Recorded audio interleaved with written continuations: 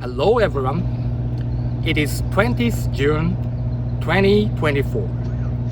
I am in Maizuru City, the naval base of Japan in Kyoto Prefecture.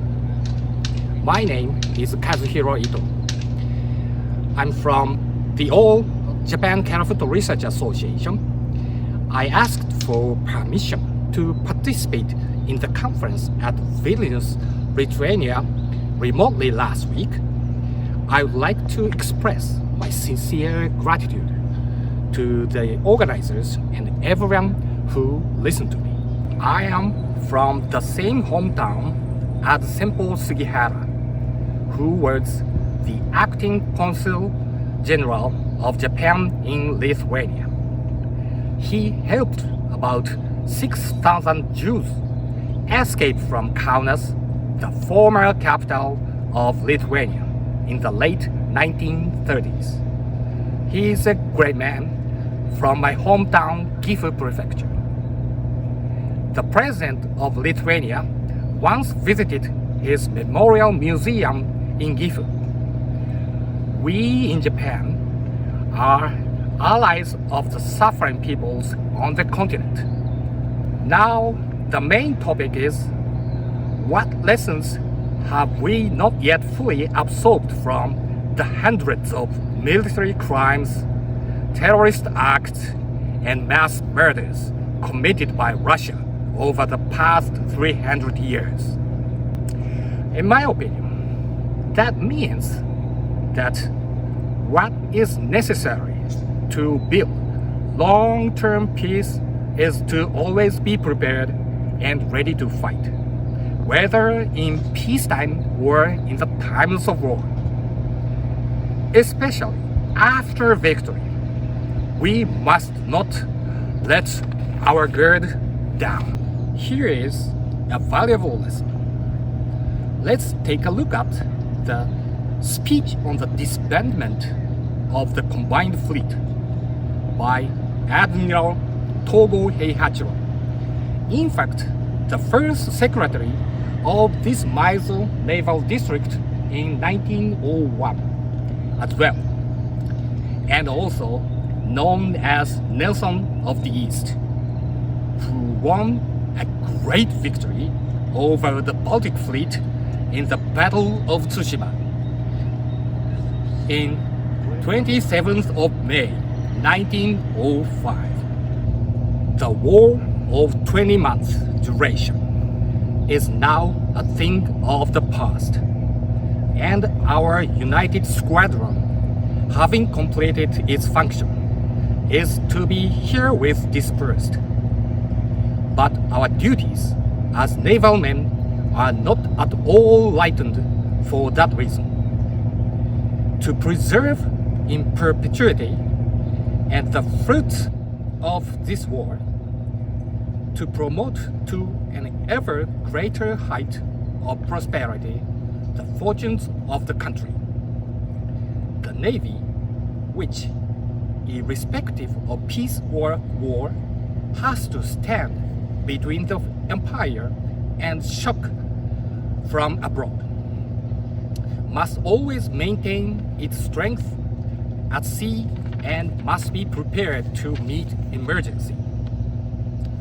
This strength does not consist solely in ships and armament.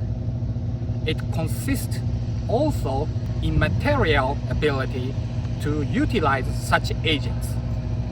When we understand that one gun which scores 100% of hits is much for 100 of the enemy's guns, each of which scores only 1%, it becomes evident that we sailors must have resource before everything to the strength which is over and above externals.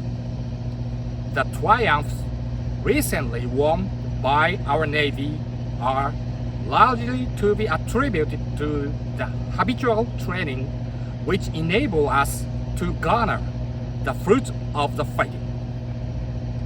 If then we infer the future from the past, we recognize that through war may ceases, we cannot abandon ourselves to ease and rest. A soldier's whole life is one continuous and unceasing battle, and there is no reason why his responsibilities should vary with the state of the times. In days of crisis, he has to display his strength. In days of peace, to accumulate it. Thus, perpetually and uniquely discharging his duties to the full. It was no light task that during the past year and a half we fought with wind and waves, encountered heat and cold, and kept the sea while frequently engaging a stubborn enemy in a death or life struggle. Yet, when we reflect, this is seen to have been only one in a long series of general maneuvers, wherein we had the happiness to make some discoveries, happiness which throws into comparative insignificance the hardship of war. If men, calling themselves sailors, grasp at the pleasure of peace, they will learn the lesson that however fine in appearance they are engaged of war, these, like a house built on the sand, will fall at the first approach of the storm. From the day when in ancient times we conquered Korea, that country remained for over 400 years under our control, to be lost immediately as soon as our navy declined. Again, when under the sway of the Tokugawa in modern days, our armaments were neglected. The coming of a few American ships threw us into distress, and we were unable to offer any resistance to attempts against the Kuril's and Sagaline.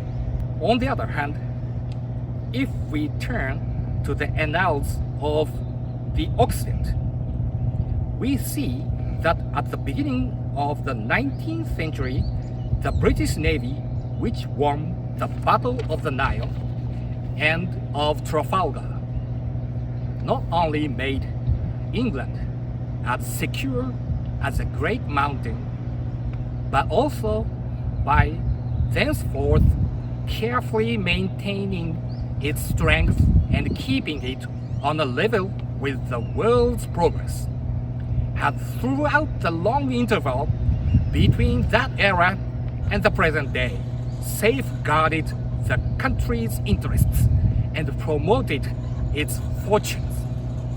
For such lessons, whether ancient or modern, Occidental or Oriental, though to some extent they are the outcome of political happenings, must be regarded as in the main the natural result of whether the soldier remembers war in the day of peace.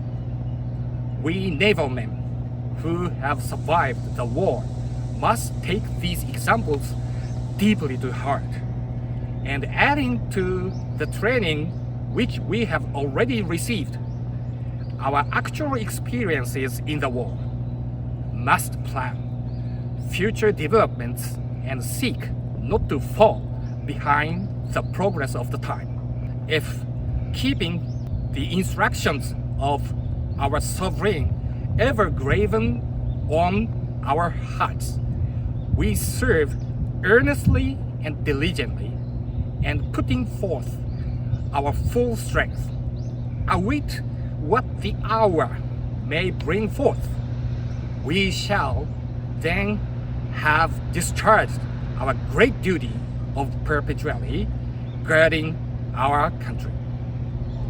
Heaven gives the crown of victory to those only who, by habitual preparation, win without fighting, and at the same time, forthwith deprives of that crown those who, content with one's success, give themselves up to the ease of peace.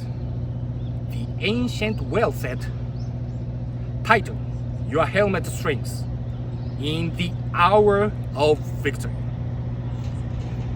21st December 1905, Togo Heihachiro, Commander-in-Chief of the Combined Fleet of the Japanese Imperial Navy.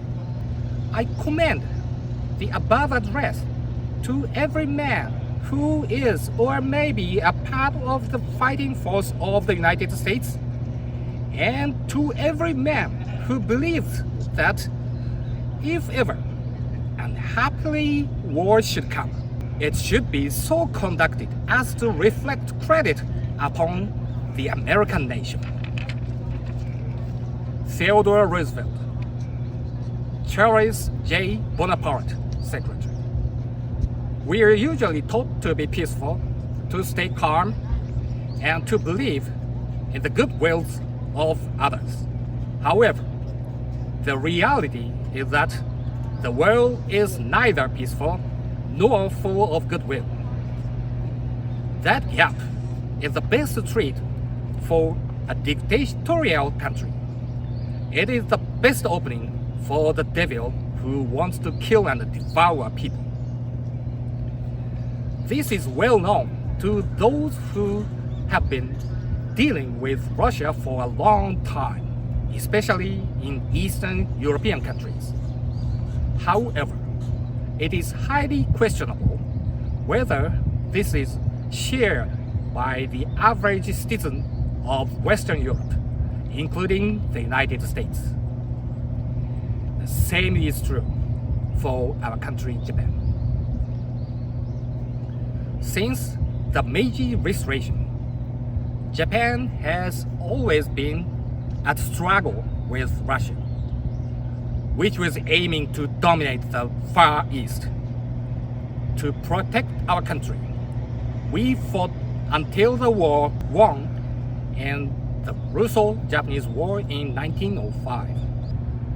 However, even after that, the Japan-Soviet Neutrality Pact was unilaterally broken, and we lost the precious territories of the Kuril Islands and Sakhalin. It means the Tsushima Islands and Karafuto.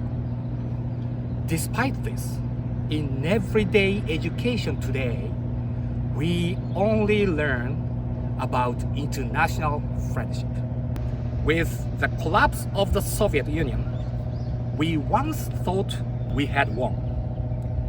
But that was a fleeting dream. The enemy continued to sharpen its fangs. Peace in Europe is peace in the world. Nowadays, whether it is a monarchy or a republic, we live in a democratic world, so peace is not maintained by the ideal work of a single despotic monarch. Peace is achieved by the continuous awareness of each and every citizen. Even though the enemy is powerful, many people still live in the dream of peace. What should we do in this harsh world? Let us think about it again. Thank you for listening. That's all. I really appreciate you.